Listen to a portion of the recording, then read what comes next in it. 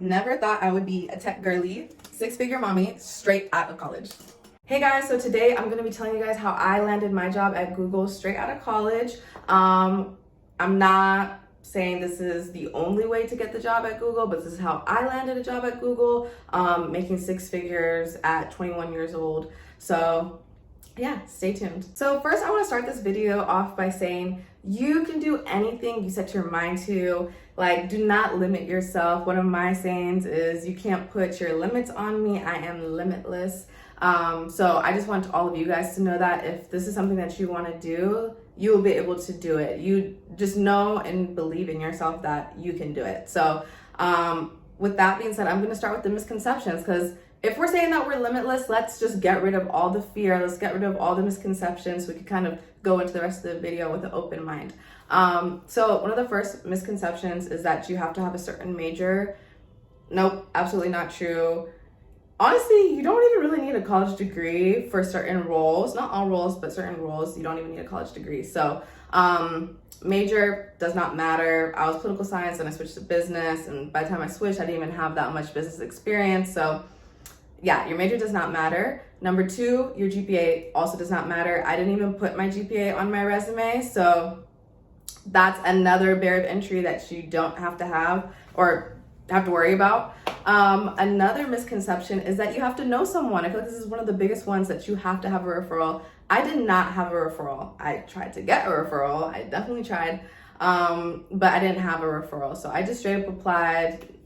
No one recommended me, didn't know anybody there. I mean, I knew people there, but not well enough to recommend me. So I think those are the top three misconceptions. If I think of anything else, I'll definitely add it in the comments below. But yeah, so don't worry about any of that.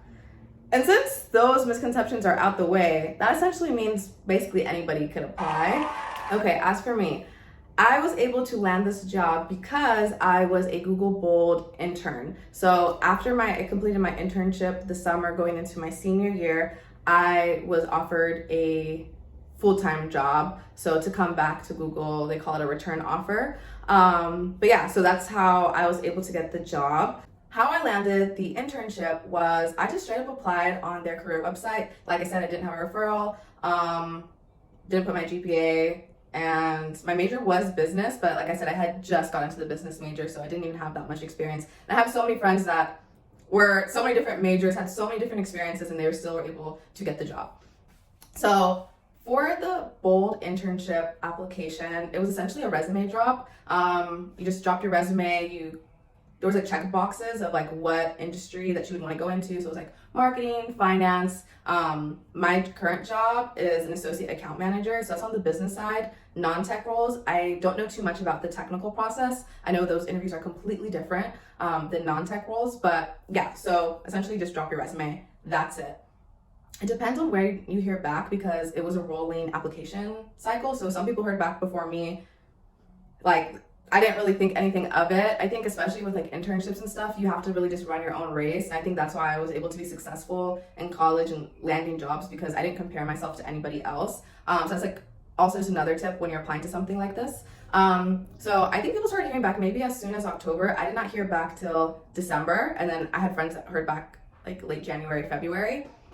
So I heard back from a couple teams, two teams. One was, well, I don't know if I can say the teams. Yeah, I don't know if I can say the teams, but both were business roles on the sales side. I wanted to do marketing, but a lot of my experience was more sales focused. So it definitely made sense. And it was a mix of like digital marketing and all that good stuff. So I was able to hear back from two teams that wanted to interview me. And I ended up picking the first team because you can't interview with both. I mean, you can, it just gets a little complicated because you can't get two offers technically, but you get two interview offers. So I went through the descriptions and I picked the team that I felt like fit me the best. And my plan was to interview with them, see if I vibed with them, because another thing is you should also be interviewing them. Like, this is where you're gonna be spending a lot of your time, like your job or internship, whatever it may be. Like, you spend a lot of time there. So as much as like you're also interviewing for the role, you should also be interviewing them too in the back of your head. Like, do I like this role? Do I like the people that I've met so far interviewing me? Would I want to work with them? So that's essentially what I was doing as well when I was interviewing. And obviously I did end up liking that team.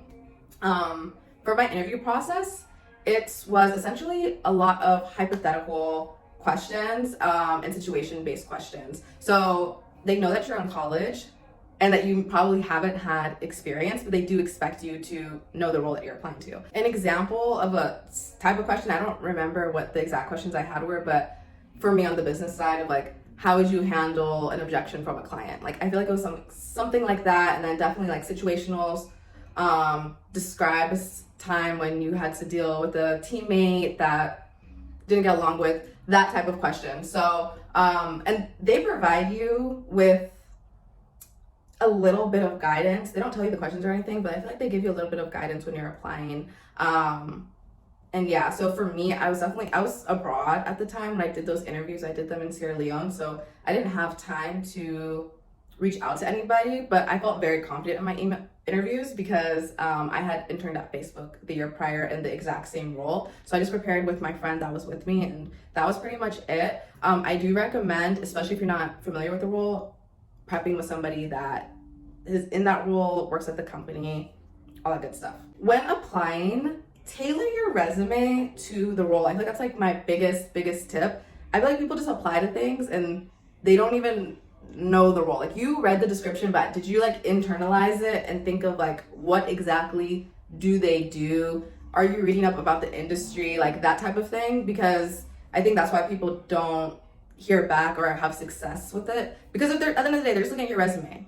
That's like their first foot into the door. You have to have a really good resume. And it doesn't mean that your resume has to be techie. It just has to apply to the role. So for example, if the role, like in my case, is client relations, if you work at like Panera Bread, I'm saying Panera Bread, that was my first job. If you work at Panera Bread, that's customer service and you're working with customers who are technically clients. So you can definitely tailor your resume in a way that is essentially the same thing, just in a different role. So don't discount any of your experiences, because those make you, they make you special, they make you unique. And just be able to tailor it to the role, while still obviously being authentic, because they'll see through that as well. So that's my number one tip. After that, I just can't stress enough of like, read the role. I've had so many people reach out to me. I'm pretty open. If you DM me about questions, I will always respond. But there's been a lot of people that DM me and it's like, they actually don't even know what the role they're applying to is. Like, they don't know what they want to do. They just want to work at Google. And you have to kind of narrow down. You have to do your part, basically. You have to research the company, research the roles that you would want to do, and envision yourself there. Like, not just there, but like what you would be doing there. And that will definitely help you in the interview process.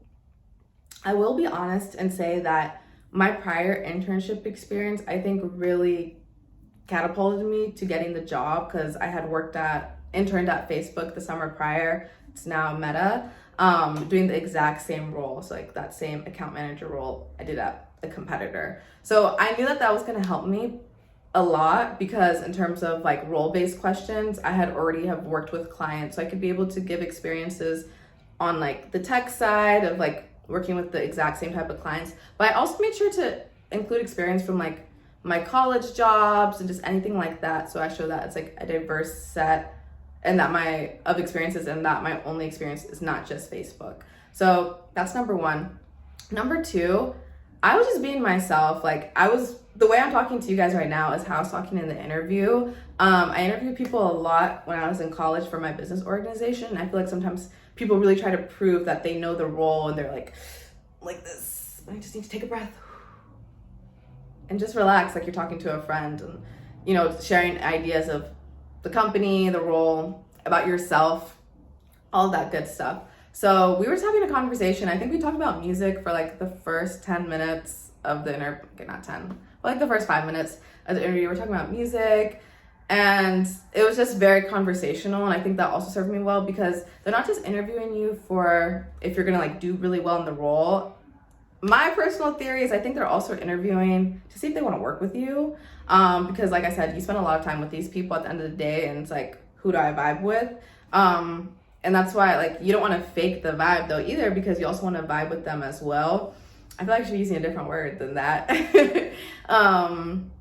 But yeah, so it's like, if you guys get along naturally, because you want to be authentic, like I said, if you guys naturally get along, that's already good. You went into the interview with already so much knowledge, and then you can leave knowing that you gave it your 100% your best. That's literally all you can do. I hope this video helped you guys, and just remember that anything you desire, you can do it. Like, don't put any limits on yourself. I so believe in you. Put in the work, put in the time, and the results will speak for themselves. So good luck to everybody, and subscribe.